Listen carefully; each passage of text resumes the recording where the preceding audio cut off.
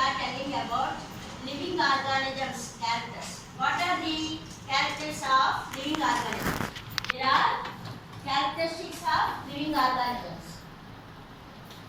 కొంతమంది రాలేదు కదా వాళ్ళ కోసం మళ్ళీ చేస్తాం. Characteristics of living.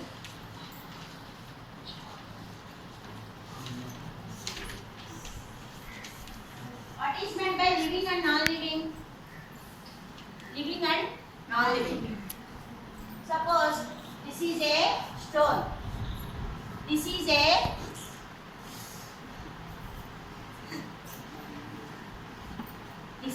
animal.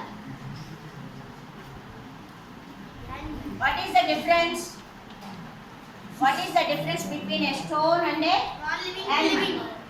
Non-living and living. Stone cannot move. Cannot move. This animal can move. The difference between the living and the non-living is movement. The first characteristics of living organisms is movement. In these living organisms, plants and animals are occur. Plants and animals.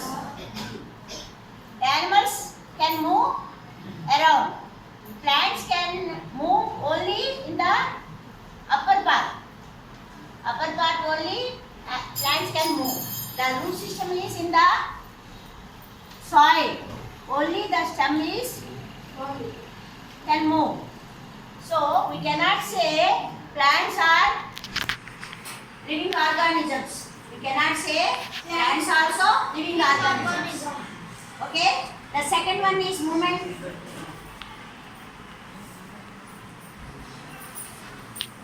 First one is movement. Second one is respiration.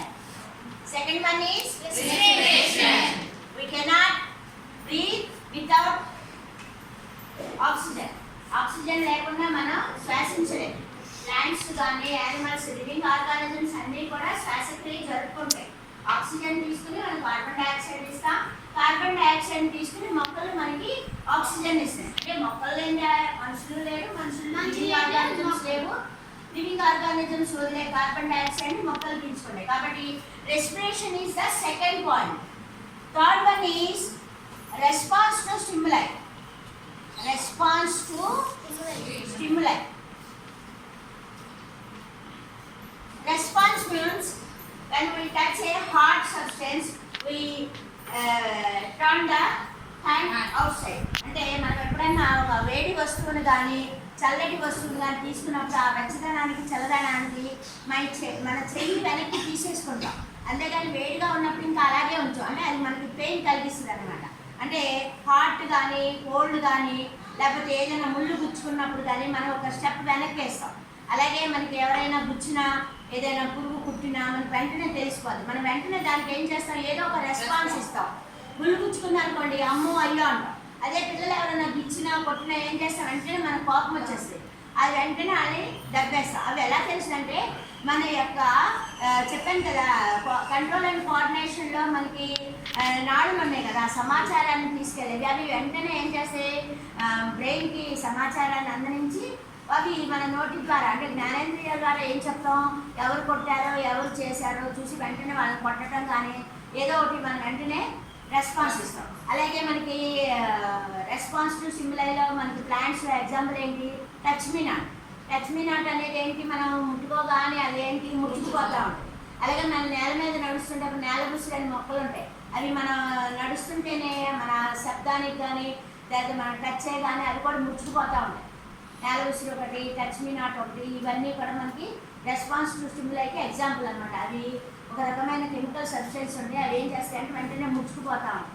ఇది response to stimuli అనేది కూడా మనం living organisms యొక్క main character.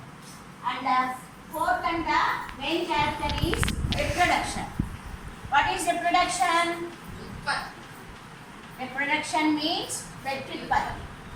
Reproduction means by which the organisms give birth to the young ones. అంటే సంతానాన్ని అభివృద్ధి చేసుకుంటాం, తరతరాలుగా సంతానాన్ని అభివృద్ధి చెందుకుంటాం. అంటే జీవులు తమను పోలిన అంటే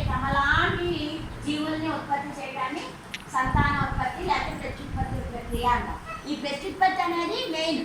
ప్రత్యుత్పత్తి లేకపోతే ఏమవుతుంది, భూమి మీద ఉన్న జీవులన్నీ కూడా వారి సంతానం లేకపోయింది అనుకోండి, అవి ఉత్పత్తి చేసుకోలేదు. ఉత్పత్తి చేసుకోకపోతే మనకి తరాలు పెరగవు కదా. మనకి కొన్ని జీవులు కనబట్టలేదు కదా, తెలుసా? గిన్నెకోళ్ళు అలాంటివి కనబడుతున్నాయా? పిచ్చుకలు ఎక్కువ ఉన్నాయా? ఈ సెల్ రేస్కి ఆ పిచ్చుకలన్నీ కూడా చనిపోతున్నాయి. కాబట్టి ఆ రేస్కి అవి చనిపోయాయి. తర్వాత గిన్నెకోళ్ళు అనేది వరకు బాగా ఉంటాయి. అంటే కొన్ని జాతులు మనకి అంతరించిపోతున్న జాతులు తర్వాత దూరం అయిపోతున్నాయి. కొన్ని మనుగడ సాధించలేకపోయినాయి. మనుగడ అంటే ఏంటి? వాటికి కావాల్సిన పరిస్థితులు, అంటే అవి నివసించడానికి కావాల్సిన పరిస్థితులు కానివ్వండి, ఆహారం కానివ్వండి, షెల్టర్ కానివ్వండి, ఇవన్నీ కలిపి ఉన్నదాన్ని మనుగడ కోసం పోరాటం అంట. ఆ మనుగడ సాధించగలిగిన జీవులు మాత్రమే ఉండగా. ఒక భూమి మీద చూడండి, మేకలు ఉన్నాయి. మేకలు ఏం తింటాయి? ఆకులు తింటాయి. ఒకవేళ మేకలు లేవనుకోండి, ఆకులకి తినే జీవులు ఉండవు. కాబట్టి అంటే అక్కడ ఏమవుతుంది, ఇంబ్యాలెన్స్ వస్తుంది. అంటే సమతుల్యత తప్పిపోతుంది. అంటే ఇంబ్యాలెన్స్ అయిపోతుంది. ఇప్పుడు మనం భూమి మీద ఉన్న మేకలు లేవనుకోండి, మనకు ఆహారం ఉంటుందా? ఉండదు. మేకల మీద జీవించే కొన్ని జీవులు, ఆహారంగా జీవించే కొన్ని జీవులు ఉన్నాయి. పులి, సింహం అని అలాంటివి మేకల్ని అలాంటి వాటిని తిని అంటారు. వాటికి ఆహారం దొరకదు. కాబట్టి సంతానాన్ని ఉత్పత్తి చేసుకోవాలి, ముఖ్యమైన ప్రక్రియ.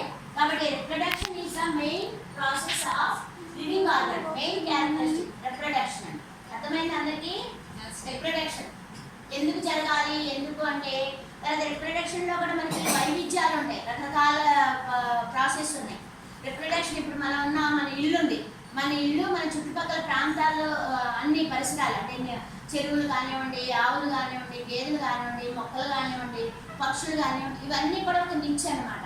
ఇవన్నీ కూడా ఆవాసంలో ఉండే అన్ని ప్రాంతాల్లో ఉండే జీవులన్నీ కూడా ఏం చేస్తాయి? రిప్రొడక్షన్ చేసుకుంటాయి. ఆ రిప్రొడక్షన్ గురించి మనం ఈరోజు పాఠంలో నేర్చుకుంటాం.